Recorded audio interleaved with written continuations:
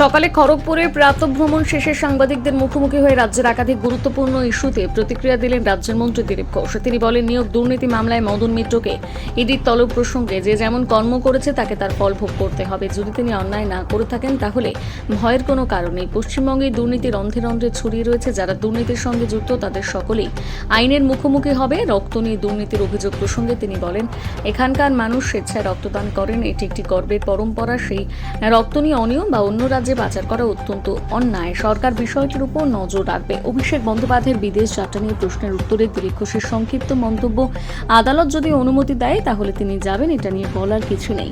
পাশাপাশি তিনি আরও একাধিক বিষয় নিয়ে মুখ খুলেছেন। কি বলেছেন শোনাবো।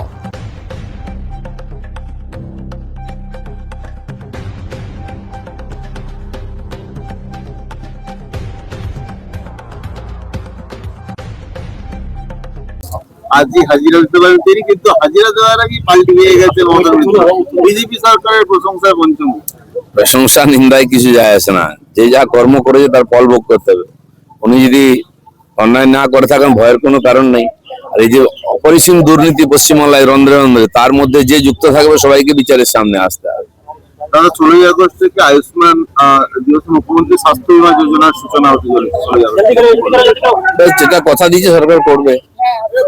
তারা রক্ত নিয়ে যেভাবে রাহাজানি চলছে, দেখা যাচ্ছে এই রাজ্য থেকে রক্ত ভিন রাজ্যে নিয়ে যাওয়া হচ্ছে, এই বেসরকারি ব্লাড ব্যাংক গুলো করছে।